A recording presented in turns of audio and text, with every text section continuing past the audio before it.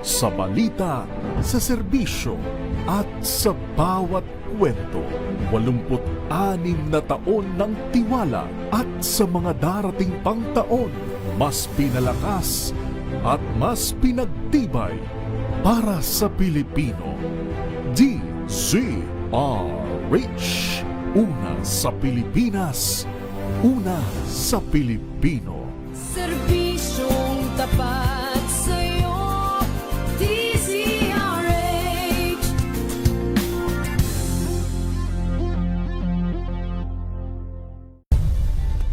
Nagsimula sa pangarap hanggang sa maabot ang tagumpay. Iba't ibang kwento, iba't ibang mukha ng atletang Pilipino. Mas pinatindi, mas pinalakas, at mas pinaaksyon sa Match Point tuwing Sabado, 12:30 ng tanghali sa DZRH TV.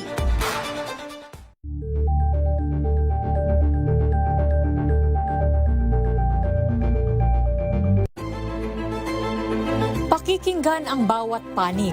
When you fight for justice, think about the queer people. Kung hindi kami magkukwento, sino ang magkukwento para sa amin? Ang mga panawagan.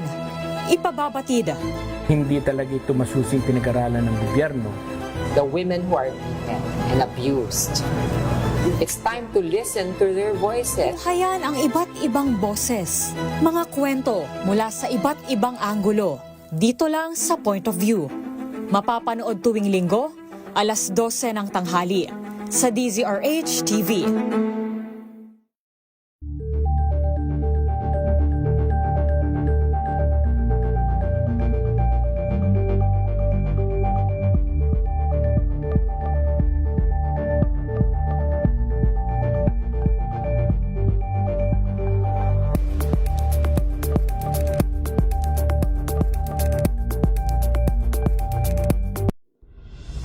Tuloy-tuloy ang pagtulong, tuloy-tuloy ang pagseserbisyo, at tuloy-tuloy ang balitaan kasama si May Binauhan sa Operation Tulong mula Lunes hanggang Biyernes.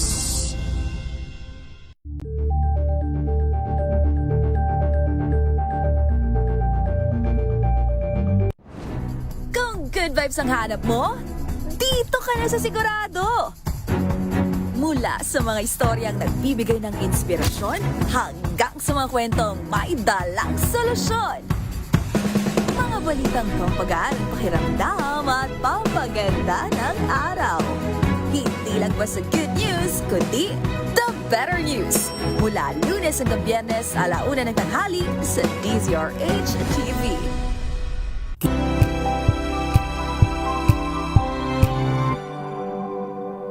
Tinesting, sinuri, siniyasan. Ang resulta? Super effective ang Shield sa pagpatay ng bakterya at virus. Shield Antibacterial Soap. Believe ang mga eksperto sa Philippine Nurses Association. At si Mami. Tiwala ako sa Shield. Shield Antibacterial Soap. Napatunayang mabisa. Ang mga nurse, tiwala. May nagbago. May arte. May budget. Akala nyo lang yon. So solid, White Rose Papaya, wow, White Rose. White Rose Papaya, wow, White Rose. White Rose Papaya. May glow up with a White Rose Papaya. White Rose Papaya. May puti power times 2 kasi may papaya at niacinamide. May shea butter and tea tree oil pa. Kutis sulit ang glow May up. glow up with a White Rose Papaya. White Rose Papaya. Kutis sulit ang glow up. Amoy forever. Amoy LQ. Amoy New Calab Berry Blooms. Amoy kalat, amoy good vibes. Ang buhay ay sasaya. Basta't busog ang pamilya. Kumeya, kumeya. Ibig ko sabihin, masarap talaga. Komea 3Q Bihon. Masarap talaga! Amoy forever. Amoy LQ. Amoy New Calab Berry Blooms.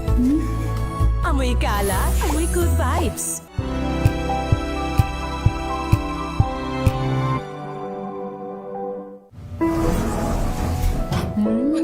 Amoy forever.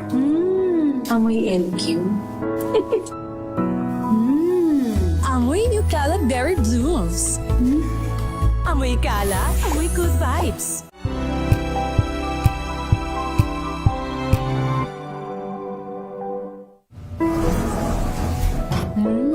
Amoy forever. Amoy LQ. Amoy new kalat berry blooms. Amoy kalat, amoy good vibes.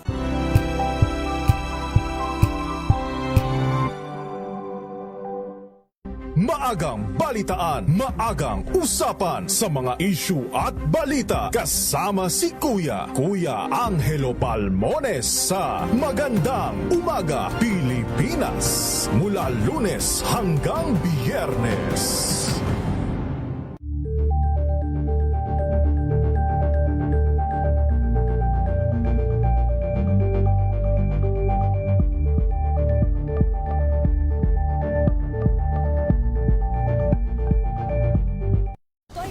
Naitalang 17 individual na ang kanilang naaresto.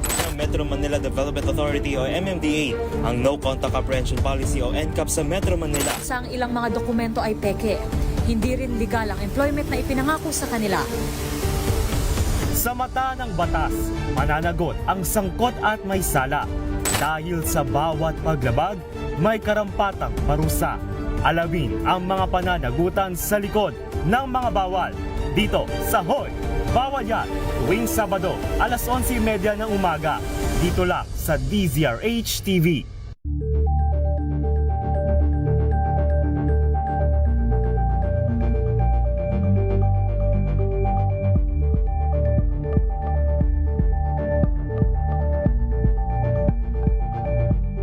We've got you covered. From the hottest hits, exclusive interviews, Kilig to the Bones fan meet experience, and hataw performances of your favorite stars. Saturdays, 12 noon, dito lang sa DZRH TV.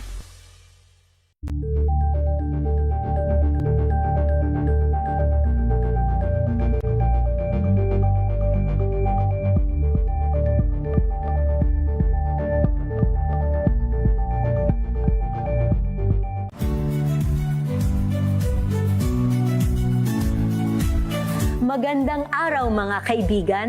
Ito po ang inyong balerina ng bayan, si Lisa Macuja Elizalde, na nag-aanyaya sa inyong samahan kami at ang aming mga espesyal na panauhin para sa kalahating oras ng masayang kwentuhan sa aming programang Art to Art, kung saan ang usapang sining at kultura ay para sa lahat. Huwag kaliligtaan, tuwing linggo, alas 3:30 ng hapon, dito lamang sa DZRH Radio, DZRH TV, at via online streaming.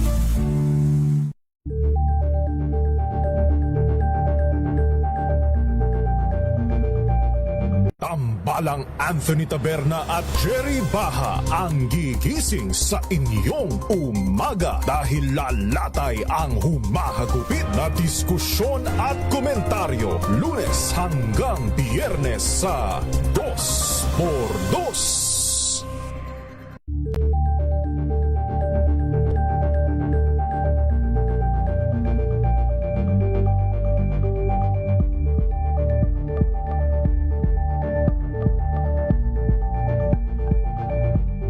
Alamin ang mga maiinit na isyung pambayan, mga balitang kailangan mong malaman, usapin sa pamahalaan, politika, ekonomiya at kabuhayan. Ito ang mga dapat mong malaman, pakialaman at pag-uusapan dahil kayo ang tinig ng mamamayan dito sa Damdaming Bayan. Live sa DZRH Radio, DZRH TV at DZRH Digital. Kasama sina Lakay, Deo Macalma at Elaine Apit. Araw-araw, Lunes hanggang Biyernes. Damdaming Bayan.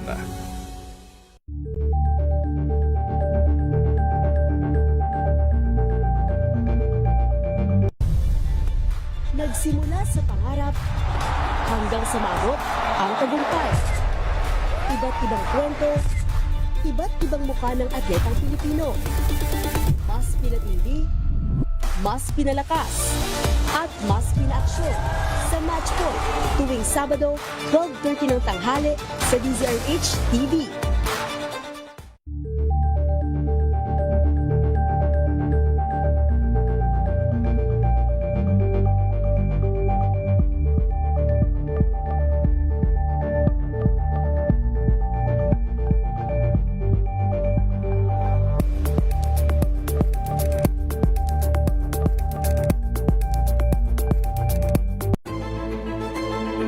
Pakikinggan ang bawat panig.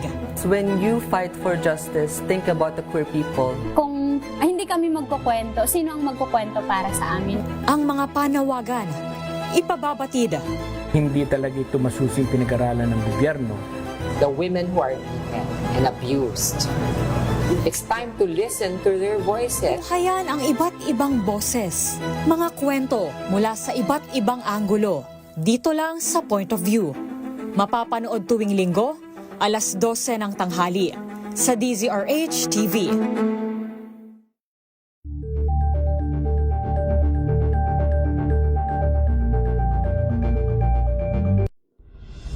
Tuloy-tuloy ang pagtulong, tuloy-tuloy ang pagseserbisyo at tuloy-tuloy ang balitaan kasama si May Binauhan sa Operation Tulong mula Lunes hanggang Biyernes.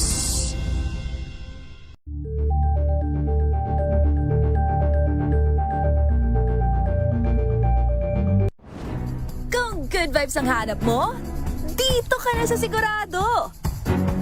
Mula sa mga istoryang nagbibigay ng inspirasyon hanggang sa mga kwentong may dalang solusyon.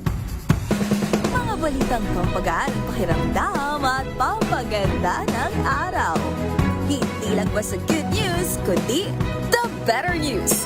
Mula Lunes hanggang Biyernes, 1:00 ng tanghali sa DZRH TV.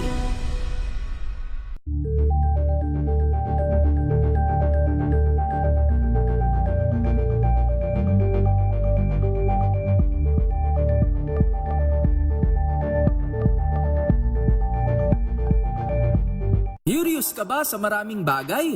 Kami na ang bahala dyan.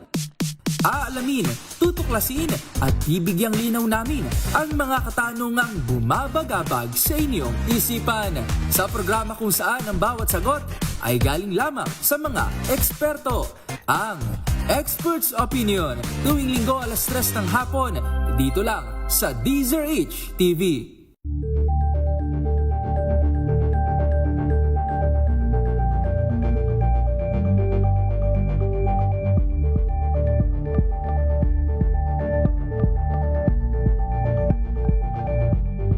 Maagang balitaan, maagang usapan sa mga issue at balita kasama si Kuya Angelo Palmones sa Magandang Umaga Pilipinas mula Lunes hanggang Biyernes. Ay hatid ng DZRH TNT. Tomorrow's News Tonight. Mga balitang binabantayan, mga balitang ayaw tigilan ng intriga, mga balitang patuloy ang pagbabago. Malalaman na tonight with Ray Sibayan, Kisses Habson, TNT. Tomorrow's News Tonight. TNT. Tomorrow's News Tonight. RH!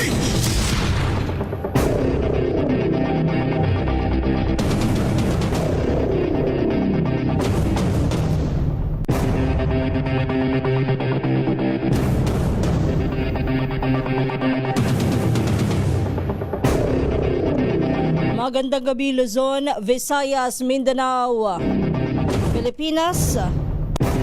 Narito na ang headlines sa ating TNT Tomorrow's News Tonight. Ngayong gabi ng Martes, February 17, 2026. Pagsisimula ng Ramadan, itinakda na ng Muslim community sa February 19.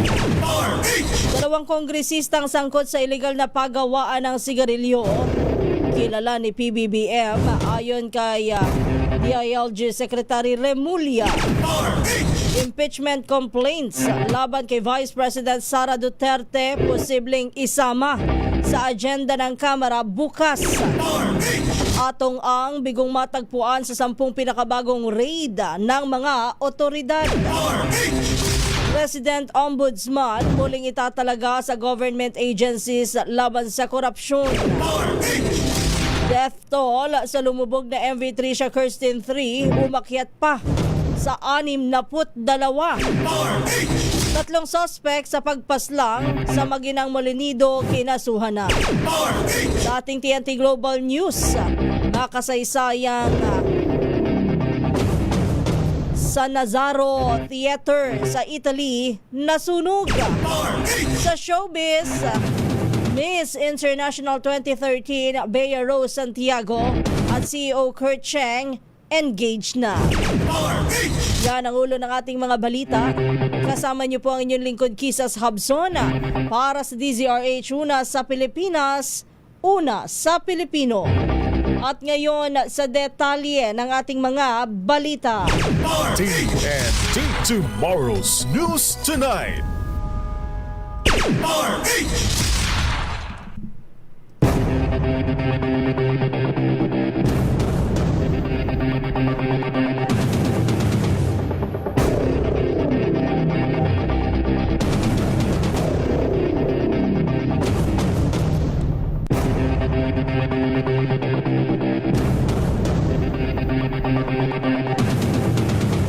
Inanunsyo na ni Bangsamoro Grand Mufti Sheikh Abdul Rauf Wailani na formal na magsisimula ang Ramadan sa Pilipinas sa Huwebes, February 19. Yan ay matapos na hindi masilayan ng crescent moon sa isinagawang moon sighting ng pamahalaan ng BARM. Isinagawa ang moon sighting upang matukoy ang tamang pagsisimula ng banal na buwan ng Ramadan alinsunod po sa katuruan ng Islam. Pinapayuhan naman ang lahat ng mga Muslim sa rehiyon na maghanda para sa pagsisimula po ng Ramadan sa nasabing petsa. Samantala, nilinaw naman ho ng Malacanang na hindi holiday. Hindi po holiday sa pagsisimula ng Ramadan katulad ng unang kumalat na idedeklara ang holiday o non-working day sa pagsisimula ng Ramadan. Ayon ko kay Palace Press Officer Claire Castro, nang tanungin ng media ang ipinagdiriwang at idinedeklarang holiday o non-working day sa Pilipinas sa panahon ng Ramadan ay ang pagtatapos po ng Holy Month of Fasting o yung pagtatapos ng Ramadan at hindi ang pagsisimula nito. Alinsunod ho dun sa tradisyon ng Muslim religion.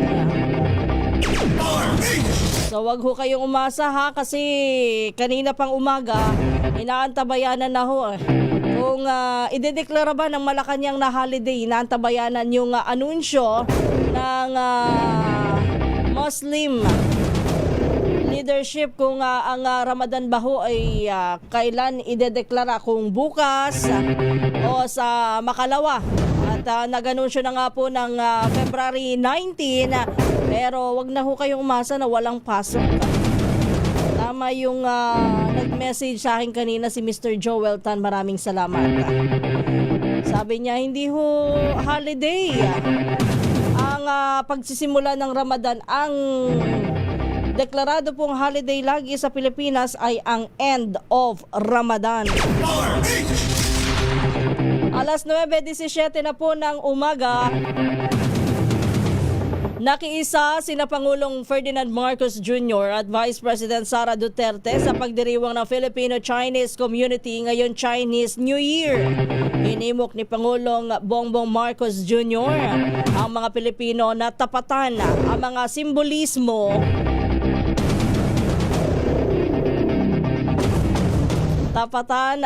simbolismo ng fire horse sa pang-araw-araw na mga gawain. Kaya naman mahalagaan niyang kumilos ng mabilis at may malinaw na direksyon at layunin.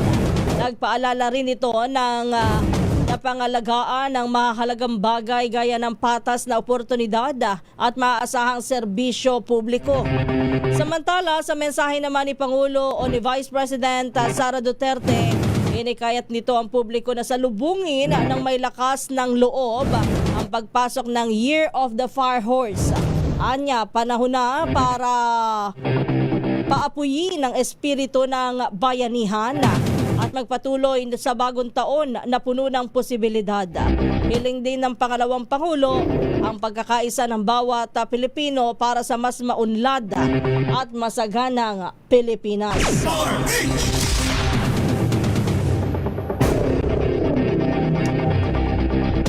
Samantala, kilala na ni Pangulong Ferdinand Marcos Jr. ang dalawang kongresista na sangkot umano sa iligal na paggawaan ng sigarilyo sa Luzon. Ayon kay Interior Secretary John Vic Remulla, ikinagulat din ni Pangulong Marcos ang laki ng perang nawawala sa pamahalaan dahil sa presensya ng mga pabrika. Hindi na nabanggit nagbanggit ng karagdagang detalye si Remulla kaugnay po ng pagkakakilanlan ng dalawang mambabatas. Pero sinabi nito na kumakatawan sila sa mga lalawigan sa hilagang bahagi ng Luzon. Bukod dito'y lumapit pa umano kay Remulla ang mga tinutukoy nitong mambabatas para mag-request ng meeting. Pero ayon kay Remulla, wala pa silang pag-uusapan dahil hindi pa tapos ang kanilang report sa insidente. Ang dalawang mambabatas anya ay nagsisilbing mga protektor ng mga nasabing iligal na paggawaan ng sigarilyo. Ang lumalabas sa kanila ang logistics at saka ang protection racket. Sila may hawak ng mga kung sino man mag-i-inspect sa kanila. Siyempre, sa team ko, wala namang pwedeng bayaran dyan. Wala kaming pakialam. Diba? Pinapasok talaga namin lahat. Yan po ang bahagi ng pahayag ni DILG Secretary Remulla.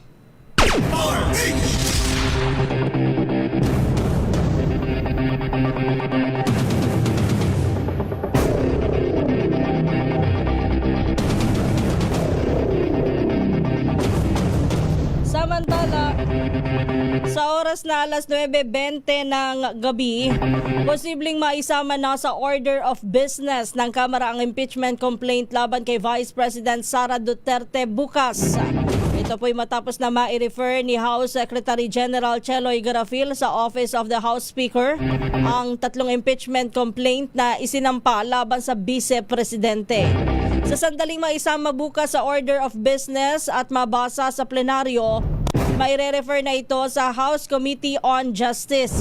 Susundan na ito ng pag-schedule kung kailan sisimula ng hearing ng impeachment complaints, pero maaari rin ang fast-track mode o bilisan hanggat hindi na i-refer sa komite ni Batangas Representative Jervil Luistro.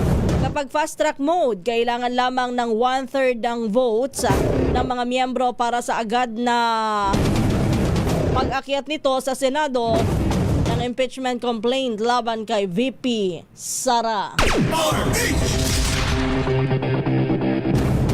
Sa iba pa nating mga balita, obligasyon ng Senado bilang isang institusyon na harapin ang napaulat na paghaharap ng kaso laban sa ilang mga senador. Ayon kay Senador Risa Hontiveros, paunang hakbang pa lamang ang pag-usad ng kaso laban kina Senator Bato de la Rosa at Senator Christopher Bongo matapos na makasama sa pinangalanan ng ICC na co-conspirator ni dating Pangulong Rodrigo Duterte sa madugong war on drugs. Sabi ni Hontiveros, sa oras na humantong sa paglalabas ng warrant of arrest laban kina de la Rosa at Go, nakatitiyak itong may pagkilos na gagawin ng pamunuan ng Senado hinggil dito. Hindi rin tiyak ng senador kung kailangan na pang idaan sa lokal na korte ang warrant of arrest laban sa dalawang senador dahil magkaiba ang proseso ng ating korte kumpara sa International Court gaya ng ICC. Ang malinaw anya para sa kay Hontiveros ay kaisa siya sa paninindigan ni Senate President Vicente Tito Soto III na walang senador ang maaaring arestuhin habang nakasesyon ang Senado. That particular issue ni raise na dati in relation sa isa sa kanila. And I would stand by what sinabi ni Senate President Tito Soto na by tradition, while the Senate is in session, walang miyembro ang na-aresto sa TNT Tomorrow's News Tonight. Yan ang bahagi ng pahayag ni Senador Risa Hontiveros.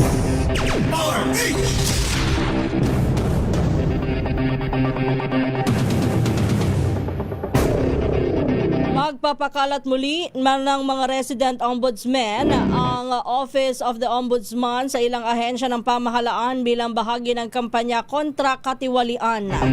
Ito po ang inanunsyo ng resulta ng survey ng Octa Research na panunuhol ang nakikitang mayorya ng mga Pilipino bilang pinakakaraniwang anyo ng korupsyon sa ating bansa. Ayon kay Assistant Ombudsman Miko Clavano, ire-recall muna ang mga nakakalat nilang mga resident ombudsman at magkakaroon po ng redeployment at rotation upang maiwasan ang familiarity at maitaguyod ang profesionalismo. Maaari anyang lapitan ng ating mga kababayan ng mga resident ombudsman upang isumbong ang makikitang katiwalian sa anumang ahensya. Makikipag-ugnayan din ang ombudsman sa Anti-Red Tape Authority o ARTA upang higit na maging epektibo ang kanilang kampanya. Kabilang sa mga ahensya na inisyal na tatanuran ng ombudsman ay ang BIR, Bureau of Customs at ang DPWH.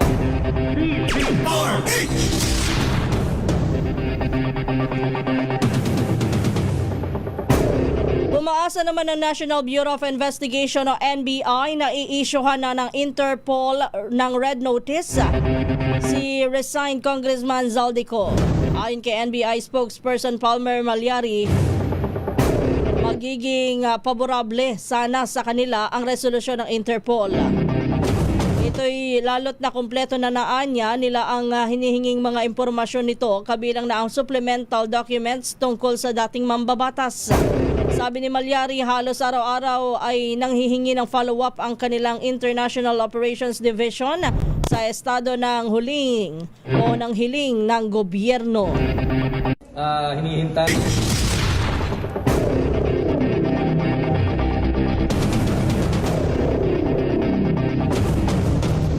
Itinanggi naman ng kampo ni Curly Discaya na sangkot ang kontratista sa ghost project sa Davao Occidental na nagkakahalaga ng higit 96 million pesos. Sa panayam sa programang Damdaming Bayan, iginit ni Attorney Cornelio Samaniego III, legal counsel ng pamilya Discaya, na malinaw sa mga dokumento na incorporator lamang ng St. Timothy Construction Corporation ang kanyang kliyente. Dahil dito'y handang maghain ng counter affidavit ang kanilang kampo laban sa manifestation ng DPWH na nagdadawit kay Discaya sa naturang ghost project. Sir Deo, kung sumampa ang kaso sa korte, ang pinag-uusapan ng dokumento, hindi chismis. So magbase ho tayo sa dokumento. Nagtataka ho kami bakit itong si Mr. Curly Discaya ay sinasangkot na naman nila sa St. Timothy. Maliwanag naman ho sa papel ng St. Timothy na wala ang pangalan niya doon. Noong nag-incorporate sila, nandun. Pero hindi naman ho, does not necessarily follow na incorporate, na pag-incorporator ka, na rin yung presidente, authorized managing officer, or beneficial owner ng isang korporasyon. Incorporator ka lang po. Hanggang doon, merong hong mga ganong kumpanya na mga incorporator, hanggang incorporator lang.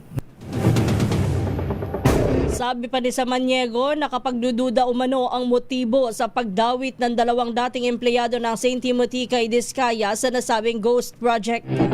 Dahil natuklasan nilang ang abogado ng mga ito ay naging abogado rin umano ng isang dating congressman na pinangalanan ni Diskaya na sangkot noon sa katiwalian sa flood control scandal. At nakakapagtaka, Kuya Deo, na itong abogado ng dalawang witness na ini-implicate si Mr. Diskaya sa St. Timothy ay abogado ng isa sa mga pinangalanan niya na congressman. Oh, so... Kung meron ho kayong maalala na meron isang congressman na kinasuhan ng rape at acts of lasciviousness ng dalawang pulis, ito ho yung abogado niya. Yan ang bahagi ng pahayag ni Attorney Cornelio Samaniego III, Legal Counsel ng pamilya Diskaya. TNT Tomorrow's News Tonight. Samantala, nilinaw naman ng Technical Working Group ng Independent Commission for Infrastructure na hindi tinuturing na persons of interest ang Siomai King entrepreneur na sina Jonathan Payawalso at business partner na si Carlito Makadangdang. Ayon kay ICI Undersecretary Aboy Paraiso, hindi kabilang ang dalawa sa mahigit 140 individual na kasalukuyan nilang iniimbestigahan, kaya't hindi rin sinisilip ng TWG ang kanilang mga assets.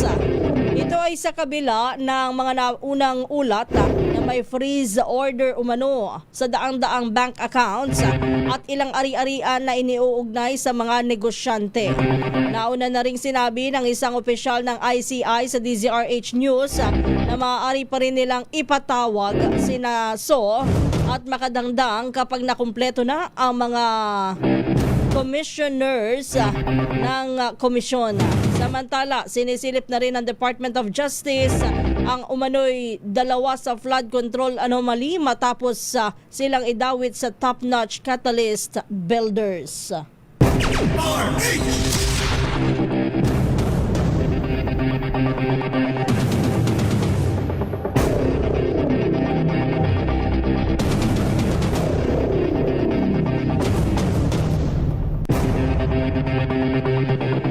Samantala, oras natin alas 9:30 na po ng gabi. Ang tabayanan abay yun daw pong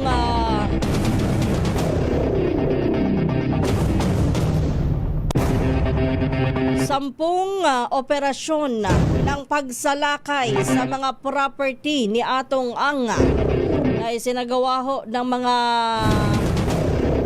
otoridad.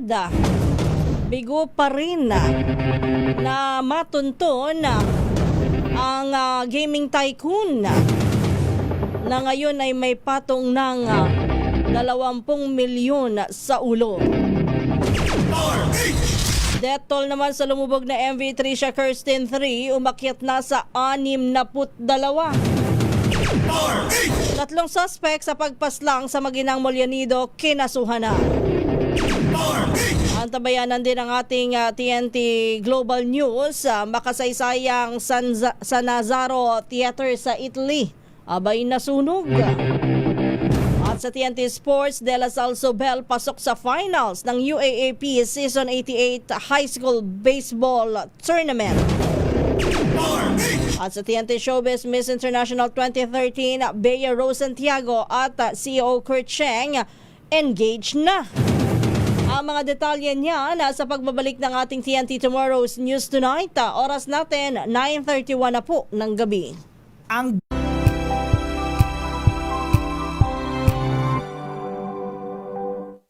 Maulan man, no worries na amoy kulong ang damit. Charm Fabcon, bangong kumakabloom, tanggal amoy kulong sa bango ng Charm. Kaya gamit ko Charm Fabcon with Bloom Fresh technology. Kills 99.9% of kulob-causing bacteria.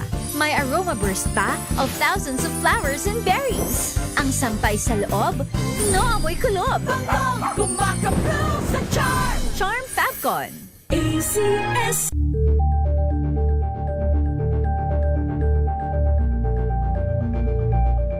Hello, Washi! Laundry day na naman! Yay! Anong meron? Mancha ng chocolate, putik, may libag pa. Kaya natin yan!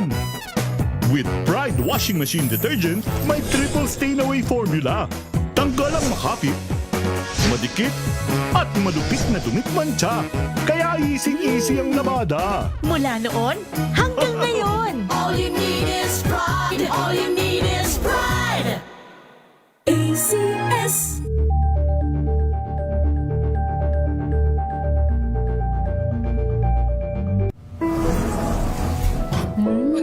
Amoy forever. Amoy LQ. Amoy New Cala Berry Blooms. Amoy Cala, amoy good vibes.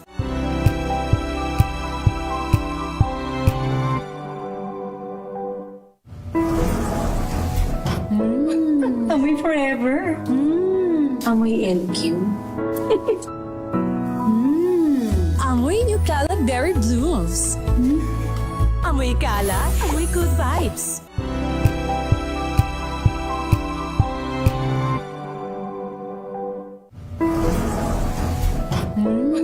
Amoy forever.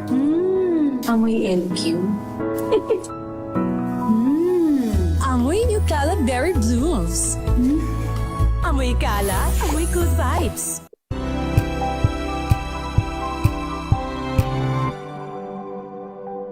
Tambalang Anthony Taberna at Jerry Baha ang gigising sa inyong umaga dahil lalatay ang humahagupit na diskusyon at komentaryo Lunes hanggang Biyernes sa 2x2.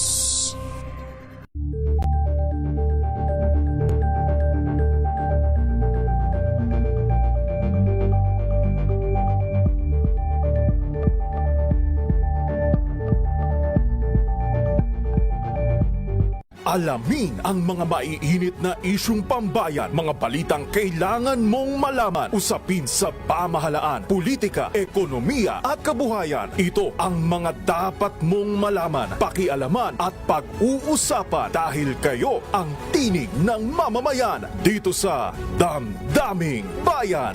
Live sa DZRH Radio, DZRH TV at DZRH Digital. Kasama sina Lakay, Deo Macalma at Elaine Apit. Araw-araw, Lunes hanggang Biyernes. Damdaming Bayan.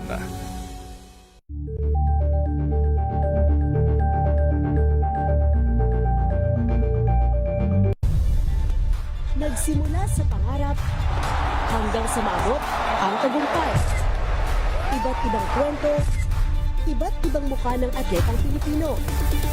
Mas pinatindi, mas pinalakas, at mas pinaaksyon sa Match Point tuwing Sabado, 12:30 ng tanghali sa DZRH TV.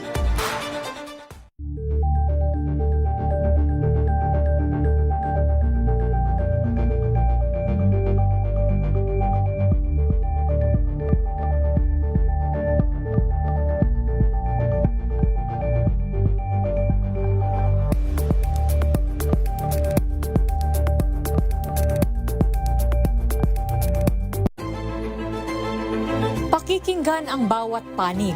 When you fight for justice, think about the queer people. Kung hindi kami magkukwento, sino ang magkukwento para sa amin? Ang mga panawagan, ipababatid. Hindi talaga ito masusing pinag-aralan ng gobyerno. The women who are beaten and abused. It's time to listen to their voices. Hayan ang iba't ibang boses, mga kwento mula sa iba't ibang anggulo. Dito lang sa Point of View. Mapapanood tuwing Linggo, alas 12 ng tanghali sa DZRH TV.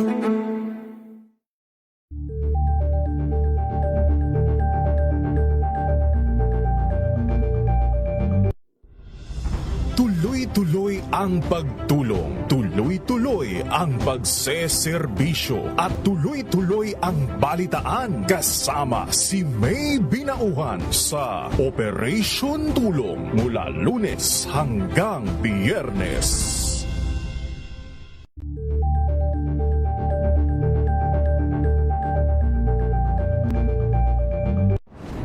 Kung good vibes ang hanap mo, dito ka na sa sigurado. Mula sa mga istoryang nagbibigay ng inspirasyon hanggang sa mga kwentong may dalang solusyon. Mga balitang pampagaan ang pakiramdam at pampaganda ng araw. Hindi lang ba sa good news, kundi the better news. Mula Lunes hanggang Biyernes, 1:00 ng tanghali sa DZRH TV.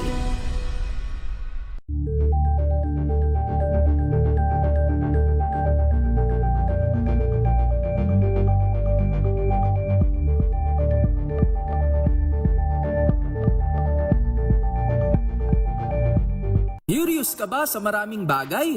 Kami na ang bahala dyan.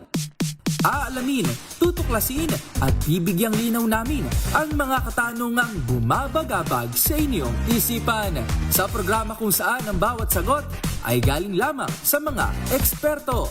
Ang Expert's Opinion, tuwing linggo 3:00 ng hapon, dito lang sa DZRH TV. Nagpapatuloy ang ating balitaan dito po sa Tomorrow's News Tonight. Kasama niyo pa rin ang inyong lingkod, Kisas Habson, para sa DZRH. Una sa Pilipinas, una sa Pilipino. Samantala, dako muna tayo sa mga report. Unahin natin ang lungsod ng Maynila, tricycle driver at isang barker arestado naman sa pagbebenta at pag-iingat daw po ng shabu dyan sa Santa Mesa, Maynila. Ibalita mo yan, RH27 Noche Kakas. Natimbog sa pain ng pulisya ang dalawang lalaking sangkot sa illegal drugs sa Santa Mesa, lungsod ng Maynila. Kinilala ang naarestong drug pusher na si alias Cholo, tricycle driver, at ang kasabwat na barker na si alias Tenga, 43 anyos. Target sa operasyon si alias Cholo na nakipag-meet up sa bentahan ng illegal na droga sa Altura Extension malapit sa Ramon Magsaysay Boulevard ng Barangay 593, Zone 58. Dinampot rin ang barker na si alias Tenga matapos makuhanan ng illegal na droga sa lugar. 3 plastic sachet na naglalaman umano ng shabu ang nasamsam sa anti-illegal drug bypass operation. Maharap sa kasong paglabag na may kinalaman sa illegal drugs ang dalawang naarestong drug suspect.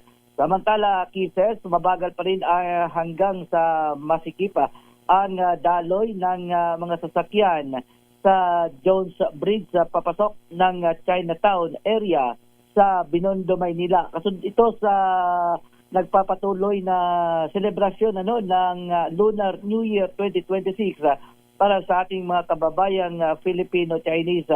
Makapal pa rin ang taong namamasyal naman sa may esplanada gilid ng Pasig River, maging ang mga namamasyal sa Intramuros Binondo Friendship Bridge ngayong Chinese New Year. RH27 na tika ka sa DZRH, una sa Pilipinas, una sa Pilipino.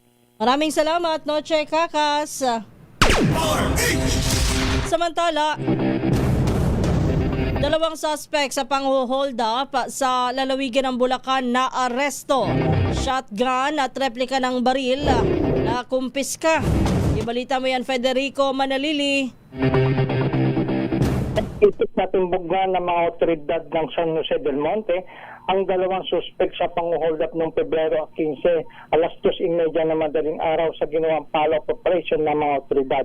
Kinilala ang 2 arestadong suspect na sila alias Darwin, 30 anyos na 30 taong gulang, alias Daniel, 24 taong gulang, at tawang mga residente ito ng Pabahay 2000, sakop ito ng Barangay Muson, lungsod ng San Jose del Monte. Batay sa ulat at tanggap ni Police Lieutenant Colonel Rayson Bagayan, Hepe na San Jose del Monte Police, isang insidente ng pang-hold up ang natanggap ng mga kapulisan. Batay din sa pahayag ng mga biktima, at biktimang driver at kanyang mga kasama. Habang nagbababa ng karne nang bigla silang nilapitan at tinutukan ng 2 baril at pagdeklara nga ito ng hold up. Sa takot ng mga biktima, wala na silang nagawa at kunin ng kanilang pera at yung may halagang 1,850 pesos at 2 cellphone at nagkakahalaga rin ito ng 11,500. Sa ginawang investigasyon at follow-up operation na sukol ng mga otoridad ng 2 suspect mismo sa kanilang lugar at kinilala ng mga biktima ang mga na-arestong suspect. Nakumpiska mismo sa mga suspect ang isang shotgun at ito'y kargado ng 2 bala at isang replika ng 45 na kalibre. At doon din ay nakuha rin sa ibang kagamitan na sa mga suspect yung mga ninakaw na hinold up ng kagamitan na kinuha nila sa mga biktima. Sa ngayon nakapit na sa custodial facility ng San Jose del Monte PNP ang 2 arestadong suspect habang ito naharap sa mga kasong RA 10591 at robbery hold up. Federico Manalili para sa DZRH, una sa Pilipinas, una sa Pilipino. Samantala, AFP drills tuloy sa kabila ng politika sa usapin sa West Philippine Sea. Alamin natin ang detalye, RH52, Edniel Parosa. Kauna-unang pagkakataon ay isinabak sa Multilateral Maritime Cooperative Activity o military drills sa magkakaalyadong bansa ang pinakabagong guided missile frigate ng Pilipinas, ang BRP Diego Silang. Ito ang unang MMCA ngayong 2026. Ito rin ang unang MMCA mula nang kumpirmahin ng Armed Forces of the Philippines ang pagkakaroon ng large-scale exercise box sakop ang Baho de Masinloc. Nakasakay tayo sa pinaka-advanced, pinaka-modernong warship ng Philippine Navy na kabibinyag pa lamang noong Disyembre ng nakaraang taon. Pero kasama nitong FFG-7 sa paglalayag dito sa West Philippine Sea, itong mga barko ng kaalyado. Nasa aking kanan, USS Dewey ng Amerika at sa kabila yung HMAS Toowoomba ng bansang Australia. Kasama rin natin ang Philippine Coast Guard vessel, BRP Teresa Magbanwa, sa pag-asang mas lalong mahahasa yung interoperability ng kakaalyado sa paglalayag at pagpapanatili ng mas malayang Indo-Pacific region kasama na itong West Philippine Sea. Isa ito sa mga halimbawang tuloy lang ang aktibidad at pagsunod sa bantato ng mga sundalo sa kabila ng mga pangayan at tinawag nila mismong ingay sa politika. For the side of the Armed Forces of the Philippines, we remain focused on our mandate. So hindi kami nagpapadistract dito sa ingay ng politika. We remain to have no inclination towards any color, any political affiliation. Pero sa kalagitnaan ng drills, gaya na nangyari sa mga nagdaang MCA, 2 warship ng China ang nakita nating tila nakamanman sa formations ng 3 bansa, malayo sa aksyon ng isang innocent passage. We were able to monitor the interlopers even beyond visual range. And that is very important for a modern Navy to do. These are illegal presence in the area. So as this was observed, this is going to be submitted to the proper agency accordingly. Isinagawa ang ika-14 na MMCA hanggang sa timog silangan ng Baho de Masinloc, pasok sa Exclusive Economic Zone ng Pilipinas. Maraming salamat, Edniel Parosa. TNT Tomorrow's News Tonight.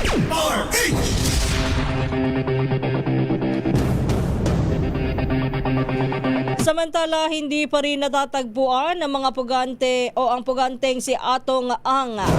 Ayon kay Interior Secretary John Vic Remulla, nakasampung raid na sila nitong nakaraang linggo, ngunit wala pa sa mga lugar na pinuntahan nila ang negosyante. Sa kabila nito, itiniyak pa rin ni Remulla na hindi sila titigil sa pagtugis at itinuturing na ngayon na most wanted ng bansa. Naniniwala naman ang kalihim na sa Pilipinas lamang nagtatago si Ang kasunod ng statement ng Cambodian government na wala roon ang gambling tycoon. Una nang iniulat ng Criminal Investigation and Detection Group na nakatuon sila sa mga property ni Ang sa Metro Manila, Central Luzon, Calabarzon at Bicol Region. Ipatatawag naman ng Bureau of Investigation ang social media personality na si Sian Gaza at iba pang mga inirereklamo ng cyber libel ni Michelle D. Ayon kay NBI Acting Director Lito Magno, bahagi ito ng proseso upang maipaliwanag ng respondents ang kanilang panig. Ngunit kung wala sa bansa si Gaza, maaari naman anya itong magpadala na lamang ng statement sa Bureau of Investigation sa pamamagitan ng Embahada ng Pilipinas sa kanyang kinaroroonan. Sinabi ni Magno na susuriin nila ang mga online post na sinasabing fake news ni D upang matukoy ang authenticity ng mga ito. I-authenticate and preservation ang mangyayari doon sa mga post, doon sa mga articles na lumabas sa social media. Binibigyan natin ng both sides to present their side. Kung wala siya, it could be pwede siya magpadala ng statement using our embassies abroad. Suportado naman ng Malacanang ang public consultation para mapag-aralang mabuti ang iminumungkahi na trimester system ng Department of Education o DepEd. Ayon kay Palace Press Officer Undersecretary Claire Castro, panukala pa lamang ito kaya mainam na mapakinggan kung ano ang panig at posisyon ng stakeholders. Dagdag pa ni Castro, mailalahad sa konsultasyon ang maaaring advantage ng pagkakaroon nito at matukoy ang pinakamagandang programa para sa mga kabataan.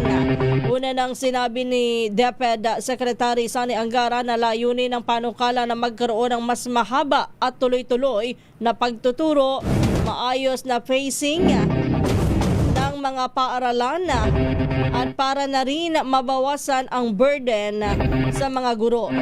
Sa nasabing sistema, hahatiin ang 201 school days sa 3 term, kung saan ang unang term ay sa Hunyo, ikalawang term sa Setyembre at ang huling termino ay magsisimula naman sa Enero na matatapos sa buwan ng Marso.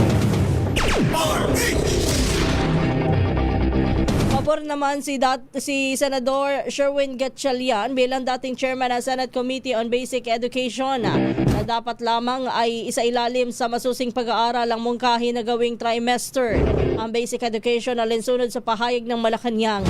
Ayon kay Gatchalian, kailangan pa ng DepEd na magsagawa ng malawakang konsultasyon bago ito magpatupad ng trimester sa susunod na school year. Batay sa plano, ang unang trimester ay tatakbo mula Hunyo hanggang Setyembre, ang ikalawang trimester simula sa Setyembre, habang ang ikatlo ay sa Enero at matatapos ng Marso. Nagulat naman ang Teachers Dignity Coalition o TDC sa panukalang trimester system proposal ng Department of Education o DepEd. Sa panayam sa programang Balansyado sa DZRH, sinabi ni Benjo Basas, National Chairperson ng TDC, na dapat ay pinag-uusapan muna ito ng ahensya bago ilabas ang panukala sa publiko. Anya, malawak ang usapin na ito at posibleng malaking pagbabago ang mangyari sa sistema ng edukasyon kung sakaling ito po ay matutupad. Dapat din na magkaroon ng konsultasyon hindi lamang sa pagitan ng mga mambabatas kundi hindi sa mga direktang maaapektuhan ng panukala. Dagdag pa ni Basas, pwede ring pag-aralan ang iba pang institusyon na gumagamit ng ganitong sistema para maging basehan ng kanilang karanasan sa nasabing panukala. Kailangan mo na magkaroon ng mga diskusyon, kailangan mo na konsultahin yung lahat po ng stakeholders at kailangan kumbinsihin yung mga taong bayan, hindi lamang naman yung ating mga teacher at estudyante, hindi maging yung ating mga magulang. Kasi malaking pagbabago ito, Yes. Karen, hindi ito simple, So kinakailangan po ay talagang mapag-usapan, mapag-isipan at magkaroon tayo ng consensus din. Samantala, nilinaw naman ng Department of Education na panukala pa lamang ang pagpapatupad ng trimester system sa mga paaralan at wala pa pong pinal na desisyon ukol dito. Ayon po sa DepEd, patuloy pa rin ang kanilang konsultasyon sa mga guro, mambabatas at iba pang mga stakeholder upang marinig ang kanilang mga pananaw at alalahanin o concern kaugnay ng pagbabago ng school calendar. Nagsimula na ang serye ng konsultasyon simula pa noong January 26 hanggang noong February 9 at nakatakda pang magpatuloy ang pag-uusap kasama naman ang grupo ng sektor ng edukasyon tulad ng Philippine Association of Colleges and Universities. Gate ng ahensya, layunin ng iminumungkahing trimester system na mapahusay ang pagpaplano sa klase, mas epektibong magamit ang oras sa pagtuturo at maiwasan ang bigat ng trabaho ng mga guro.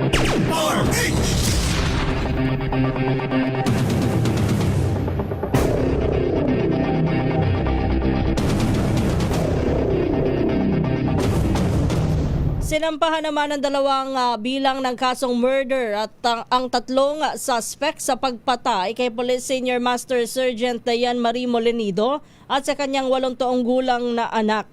Ayon sa Quezon City Police District, kabilang po sa mga kinasuhan ay sina Pia Katrina Panganiban, ang kanyang asawa na si Christian Panganiban at si Hil D. Batay sa investigasyon, may prima facie evidence o sapat na batayan upang litisin ang mga akusado at may makatwirang posibilidad ng pagkakahatol laban sa kanila. Dahil dito hindi na rin nirerekomenda ang piyansa para sa tatlong suspect. Samantala, nilinis naman sa pananagutan na tinuturin na lamang bilang ordinaryong testigo ang kapatid ni Christian na si Maribel. Ibinasura na rin ang reklamo laban sa estranged husband ni Dayan na si John Molenido matapos napayagan ng korte ang mosyon na alisin siya sa listahan ng mga respondent. Pero tinanggihan po ng National Capital Region Police Office o NCRPO ang kahilingan ng Company Police Master Sergeant John Molenido na i-release sa restrictive custody ng Philippine National Police.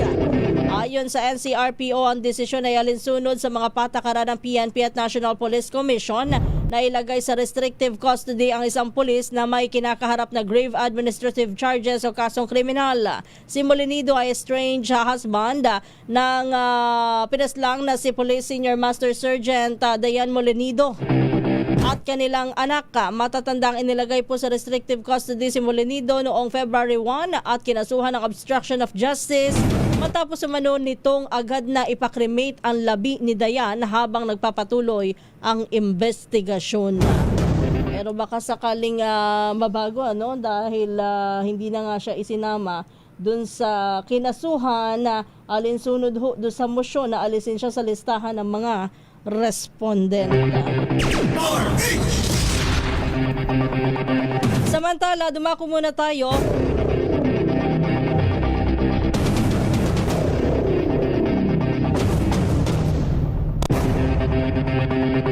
balita muna tayo sa Central Luzon. Siyam na mangingisda arestado sa illegal fishing sa karagatang bahagi daw po ng Orion, Bataan. Ibalita mo yan o Reach 37, Danny Kumilang. Matagumpay na naaresto ng pinagsanib puwersa ng Orion PNP, Bantay Dagat at 2nd Provincial Mobile Force Company ang siyam na mangingisda dahil sa paglabag sa Municipal Ordinance kaugnay ng paggamit nila ng active gear, unauthorized fishing fine misnet, destructive fishing at commercial fishing na nahuli sila sa karagatang bahagi na sakop ng Orion, Bataan. Kinumpiska din sa mga nadakip sa matagumpay na operasyon ang kanilang gamit na isang motorized bangka na may tatak na Alpha A at mga gamit sa pangisda at sari-saring mga huli na may kabuang tinatayang halaga ito na nakumpiska sa 1,104,400 pesos. Ang mga naaresto at nakumpiskang ebidensya ay dinala sa Orion Municipal Police Station para sa wastong dokumentasyon at pagsasampa ng kaukulang kaso. Danny Kumilang, RH37, DCRH, una sa Pilipinas, una sa Pilipino.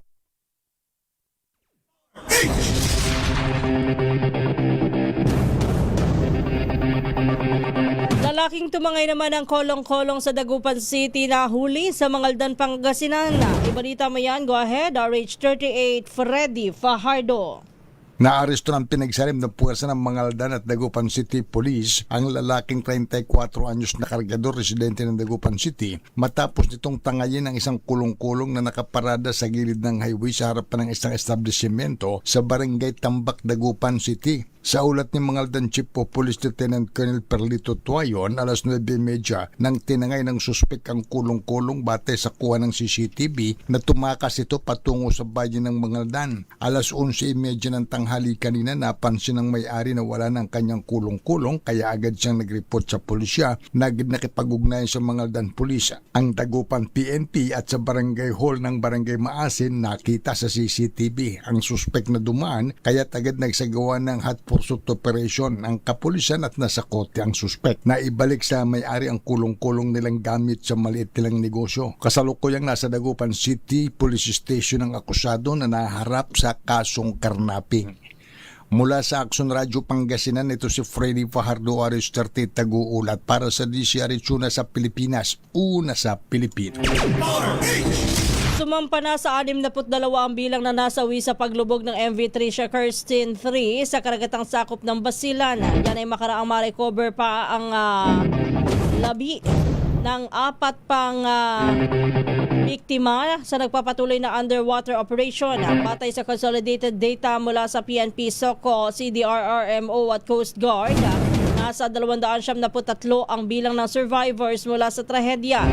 17 naman ang patuloy na hinahanap sa tuloy-tuloy na dive operations ng PCG Technical Team.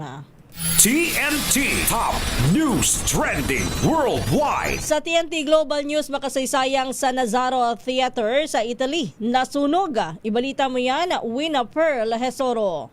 Nasunog ang makasaysayang sa Nazaro Theater sa Italy ngayong Martes. Ayon sa mga opisyal, pinaniniwala ang nagsimula ang apoy sa isang apartment building at mabilis itong kumalat patungo sa kalapit na teatro na itinayo pa noong ika-19 na siglo. Ayon kay Fire Commander Gisip Paduano, kaunti na lamang ang natira sa teatro at hindi pa matukoy ang sanhi ng sunog. Dahil sa makapal na usok, 22 pamilyang inilikas mula sa mga kalapit na gusali, kung saan 4 na katawang isinugod sa ospital dahil sa paglanghap ng usok, ngunit wala namang naiulat na nasawi o malubhang nasugatan. Binuksan ng teatro noong 1847 at naging entablado ito ng maraming kilalang artista at manunulat sa Italia. Nangako naman ang lokal at pambansang pamahalaan na tutulong sa muling pagpapatayo ng gusali. Para sa TNT Global News, ito si Wina Perlasoro ng DCRH, una sa Pilipinas, una sa Pilipino. TNT Sports and Games. Sa TNT Sports, De La Salle Zovel, pasok daw po sa finals ng UAAP Season 88 High School Baseball Tournament. Ibalita mo yan, Kyle Bulyas. Pasok na sa finals ang De La Salle Zobel para sa high school baseball tournament ang UAAP Season 88. Ito ay matapos nilang talunin ang National University Nazareth School sa score na 4-3 sa pagharap nila sa Rizal Memorial Baseball Stadium. Dahil dito, umabante na ang Junior Green Batters sa finals para subukang masungkit ang una nilang championship title. Ayon sa kanilang head coach na si Gil Encarnacion, handa ang kanyang koponan anuman ang maging resulta sa finals at kumpiyansa ito sa kakayahan ng kanyang players. Samantala, nakapasok sa playoff para sa huling finals berth ang Southridge matapos nilang talunin ang defending champion na University of Santo Tomas. Dahil dito, makakaharap nila ang NU para sa tsansang makapasok sa finals at makaharap ang Zobel sa best of 3 final series. Para sa TNT Sports, ito si Kyle Bulyas ang DZRH. Una sa Pilipinas, una sa Pilipino. At sa showbiz, Miss International 2013 Bea Rose Santiago at CEO Kurt Cheng abay engaged na. Congratulations! Ibalita mo yan, Don Carlos. Isang matamis na yes ang sagot ni Miss International 2013 Bea Rose Santiago sa kanyang partner na si Kurt Cheng. Sa isang post ni Kurt, kita ang magandang singsing na suot ni Bea na mag-propose siya sa Golden Gate Bridge sa San Francisco, California. Inala naman ng mga sweet comments si Bea mula sa kapwa niya beauty queen katulad ni Megan Young, Pia Wurtzbach, Chelsea Manalo at iba pang kasamahan sa mundo ng showbiz. Matatanda ang kinoronahan si Bea bilang Miss International 2013 sa bansang Japan habang isang CEO naman ng pet company si Kurt Chang. Congratulations Kurt and Bea! At yan ang trending na balita para sa TNT Showbiz. Ito si Don Carlos ng DZRH, una sa Pilipinas, una sa Pilipino. Maraming salamat Don, Kyle at Wina. Thank you rin sa ating technical side kay Jerica at sa RHTV technicians. At dyan na po nagtatapos ang ating TNT Tomorrow's News Tonight. Bukas bawi po kami sa ilang mga pagbati, no? Ako po ang inyo nakasama, Kisas Habson, para sa DZRH, una sa Pilipinas, una sa Pilipino.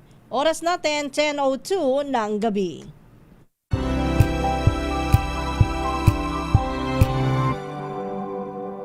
Sa loob ng 86 na